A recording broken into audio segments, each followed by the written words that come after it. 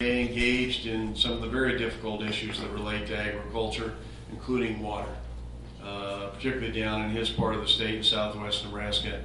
And I really appreciate what Senator Carlson's doing relative to agriculture and understanding how critical it is to our future. You'll hear this over and over again, but 1 in 3 jobs today is related to agriculture and all our associated industries. A lot of people think that is diminishing when in fact it's the reverse. 10 years ago it was 1 in 4. Today it's 1 in 3 because of what's occurring with agriculture, with food processing, with biotechnology, the biosciences. There's a greater relationship and a greater importance for our state on agriculture today than ever before. And that's why we need good leaders like Senator Tom Carlson. And then Senator John Harms. Senator Harms, you want to talk about why Nebraska is in better shape than the rest of the country?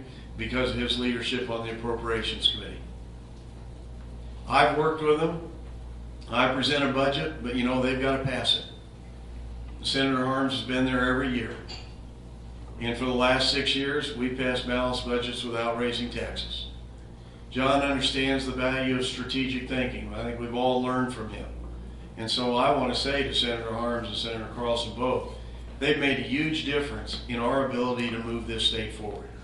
And again, I just came from a National Governors Association meeting, and you talk to governors around the country, their states are in trouble.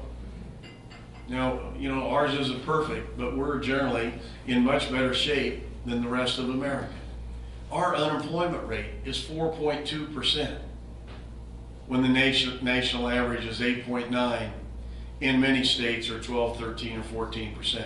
So these two individuals here have played a major role, an important role in the fact that we are in better shape today than the rest of the country. The appropriations role, the agriculture role, and I just want you to know, especially here in Senator Harms' home community, sometimes you don't always hear about it. He's been a true leader, and the value that he brought to the legislature all his years in work and education made a real difference.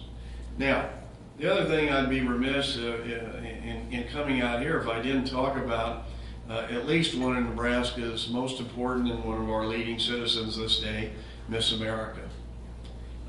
You should be enormously proud. The young lady from small town Nebraska, Gearing, Nebraska, had a dream that she could become Miss Nebraska and then Miss America, the first one to ever do it. And I'll never forget, Teresa Scanlon came to see me about 3 weeks before the Miss America pageant. And she was grilling me because she has a real interest in public service and maybe becoming a lawyer, a judge, and serving someday. She was asking me all sorts of questions. And I was really thinking to myself, thank goodness she isn't old enough to run against me for governor. She is really a bright young lady, mature beyond her age. She shared with me how she thought she could win the Miss America pageant. And I'm thinking, I hope this comes true, because I know we've never been able to do it. But if you know something about the Miss America pageant, if you win the talent competition, historically, you end up in the top 2 or 3. So in the middle of that week, when she won the competition, you know, I'm thinking to myself, well, just maybe this could occur. And then that evening, kind of go from the top 15 to the top 10, down to the top 5, and now there are only 2 standing on the stage. We're all watching, we're all hoping. There are parties all over the Panhandle, and I've heard about some of them in recent weeks. And then there it was. Teresa Scanlon became Miss America. And she is proud to now go around the country and talk about her roots and her values and her beliefs that were developed out here in the Scottsbluff-Gearing area. And she's very, very proud of Nebraska. And the first Saturday in March here in our state, just a few weekends ago, we had the Nebraska Statehood Dinner to celebrate Nebraska's birthday. And we were the only state in America who could say this occurred at their statehood dinner. We had an astronaut, a gold medal winner, and Miss America. And I got to sit next to her that night. And all 350 people who were there that night kept coming up to me and saying, Governor, could you introduce me to Miss America? And all the guys, of course, wanted to get their picture taken with her, and I wouldn't blame them. But like I say, this is one talented young lady. I had the opportunity to call her a couple weeks after she had won. She was in New York City.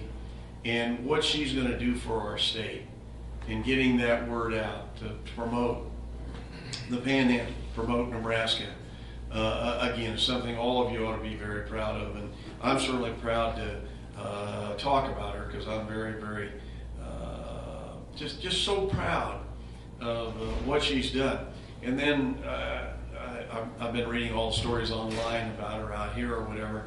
The one I enjoy most of all, and I can't remember her name, but this is typical Nebraska if you ask me, and that is her piano teacher, who says, now I can go around Nebraska telling everybody that I was her piano teacher, that I was the one who taught her piano in Miss America.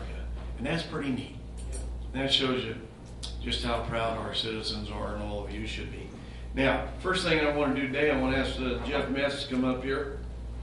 You're going to get your pitch today. Oh, you didn't know this was going to happen? Well, you get to give a 10-minute speech. No. One of the things we want to do today, and I want to give this to Jeff. Why don't you come over here? That way we get a good picture for Roger there. You're going to try to help him out. Thank you. So I know how these media guys work. You know, you got to help them out. You know, he didn't want to get Kevin's bald head there.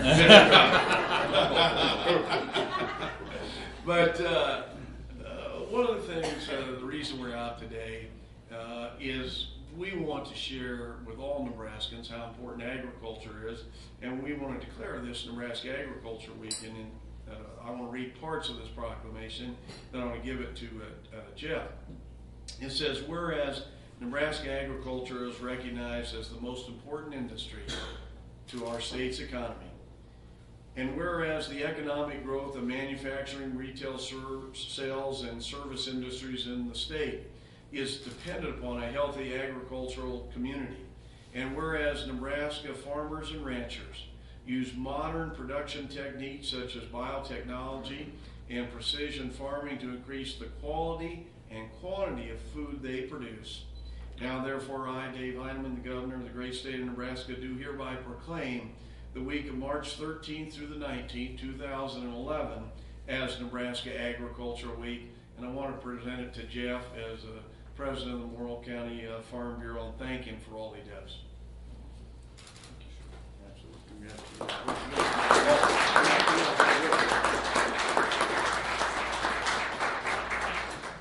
I'm trying to make sure he gets a little free media time here. In case you don't know, Jeff,